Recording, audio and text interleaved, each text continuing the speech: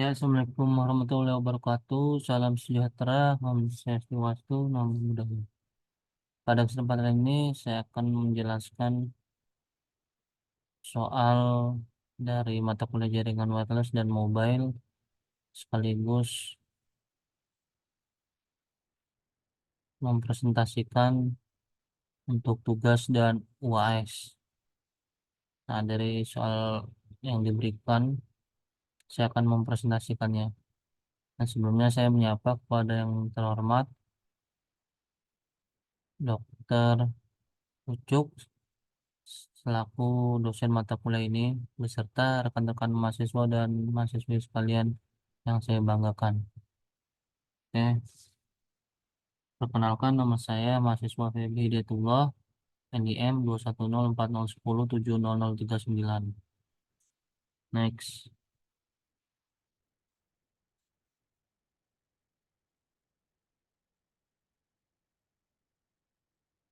Nah, pada soal ini untuk keunggulan teknologi wireless berbasis optik LiPi. Nah,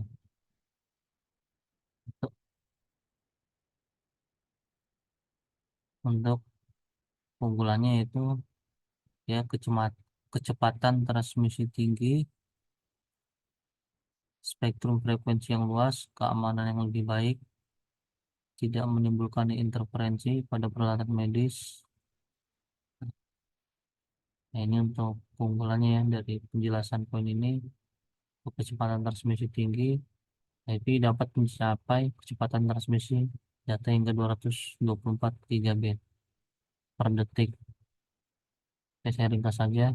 Untuk spektrum frekuensi yang luas, WiFi mencakup 10.000 kali spektrum frekuensi radio WiFi, memungkinkan mentransfer data dengan lebih banyak bandwidth dan kecepatan.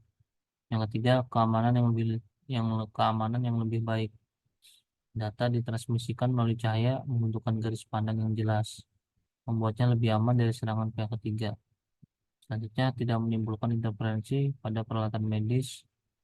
LiPi lebih cocok untuk tidak menimbulkan interferensi pada peralatan medis, yaitu LiPi lebih cocok digunakan di lingkungan medis karena tidak menggunakan gelombang radio seperti WiFi. Karena untuk mengurangi risiko interferensi pada peralatan sensitif. Next.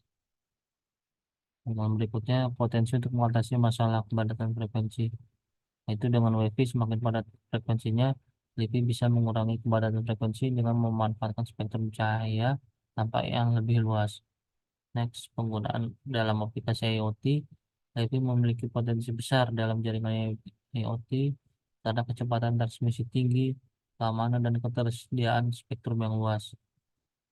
Next, penggunaan di lingkungan industri telah diuji coba di pabrik BMW di Munich untuk komunikasi data cepat dan aman di lingkungan padat dan sensitif. Penerapan di sekolah diuji coba di sekolah seperti Keele Academy di Skotlandia memungkinkan siswa menerima data melalui koneksi antara laptop dan perangkat USB yang mampu menerjemahkan arus on-off dari LED langit-langit menjadi data. Next, penerapan di transportasi udara. Itu potensial digunakan di pesawat terbang untuk meningkatkan keamanan dan kecepatan transmisi data. Next, nah, ini prinsip kerja LiPi.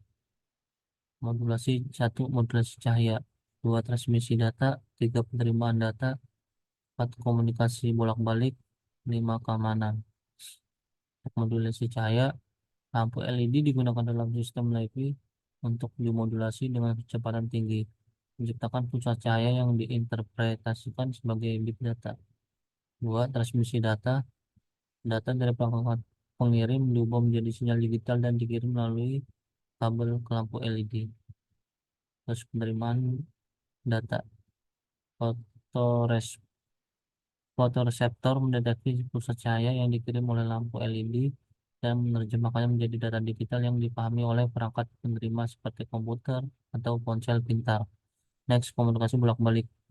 Proses ini memungkinkan komunikasi dua arah Sementara perangkat pengirim dan penerima melalui cahaya tampak yang dihasilkan adalah oleh lampu LED. 5. Keamanan. Untuk keamanan, LEVI didasarkan pada fakta bahwa data ditransmisikan melalui cahaya tampak membutuhkan garis pandang yang jelas antara perangkat pengirim dan penerima, sehingga sulit untuk disadap atau diganggu oleh pihak ketiga. Next, prinsip kerja IoT dan wireless, yaitu Internet of Things atau IoT. IoT melibatkan penggunaan sensor, perangkat kecil, dan microcontroller yang terhubung ke internet. Data dari sensor dikirimkan melalui internet ke platform cloud untuk diproses dan dianalisis. Kemudian dapat mengakses dan mengontrol perangkat IoT dari mana saja menggunakan aplikasi seluler atau web. Next, wireless teknologi. Teknologi nirkabel memungkinkan komunikasi antara perangkat tanpa kabel fisik. Ini menggunakan gelombang elektromagnetik seperti radio, WiFi, Bluetooth, atau ZigBee untuk mentransmisikan data. Data dikirimkan melalui udara dan diterima oleh perangkat penerima yang kompatibel. Next, contoh penerapan smart home menggunakan IoT sebagai lampu, kunci, pintu termostat, dan kamera-kamera yang terhubung ke jaringan WiFi di rumah. Pengguna dapat mengontrol perangkat ini dari jarak jauh menggunakan tas smartphone mereka melalui aplikasi khusus. Next, ini ringkasnya, singkat saja saya membacakan. Untuk penerapannya lagi, monitoring kesehatan. Perangkat IoT seperti gelang pintar atau sensor yang digunakan pada tubuh dapat mengukur detak jantung, tingkat aktivitas fisik. Dan lagi, yang kedua, data yang dihasilkan dikirimkan secara nirkabel ke aplikasi ponsel pintar atau platform cloud. Next, smart agriculture, yaitu sensor tanah dan cuaca yang terhubung ke perangkat IoT memungkinkan petani untuk memantau kondisi tanah, kelembapan, dan cuaca tanpa harus berada di lapangan. Data ini dapat membantu dalam pengaturan irigasi yang efisien atau pengelolaan tanaman yang lebih baik. Next, apa itu PSO? Home. Ya, di sini saya menjelaskan Free Space Optic Communication atau PSICOM. PS, PSO Home menggunakan sinyal laser atau infrared terarah untuk mentransmisikan data melalui udara tanpa kabel listrik. Prinsip kerja dengan komunikasi optik dalam sistem optik. Itu satu, ada poinnya, ada poinnya ya. Ini satu, dua, tiga. Satu, pengiriman data melalui sinyal cahaya, sinyal laser atau inframerah yang telah digunakan untuk mentransmisikan data dengan modulasi untuk membawa informasi digital. Selanjutnya, penangkapan dan dekode sinyal. Sinyal diterima diarahkan ke fotodektor pada penerima yang mengubahnya menjadi sinyal digital yang dapat diintegrasikan atau yang diinterpretasikan oleh perangkat komunikasi. Yang ketiga, mengatasi tantangan lingkungan. Besokom menghadapi tantangan seperti hujan, kabut, polusi atmosfer, teknologi pengoptimalan sinyal dan perangkat keras yang tanggung digunakan untuk mengatasi hal ini. Next, contoh PSOW, PSO Home. Satu, koneksi jaringan pusat data. Dua, jaringan metropolitan. Tiga, koneksi jaringan vital liar.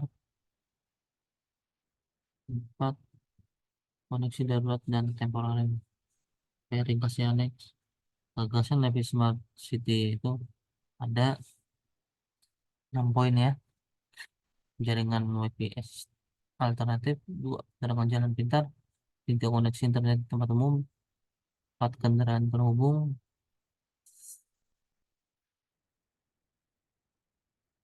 5 koneksi lingkungan perkantoran, 6 penggunaan dalam infrastruktur pintar lainnya. Nah, gagasan Levi Smart City ada keuntungan ya, itu kecepatan tinggi, kecepatan lebih tinggi, keamanan dan ketersediaan. Ini penjelasannya ya. Dan tantangan penerapan LiVi, jarak terbatas, ketergantungan pada cahaya, biaya infrastruktur, dan interferensi. Next, ini ya referensi dari saya yang sampaikan dari tadi atau yang dibahas. Demikian dari saya. Mohon maaf bila ada tutur perkataan yang keliru atau tidak menyenangkan. Mohon maaf sebelumnya. Wabillahi taufiq wal hidayah. Wassalamualaikum warahmatullahi wabarakatuh. Salam sejahtera. Om Swastiastu. Untuk saya ya tetap semangat. Terima kasih.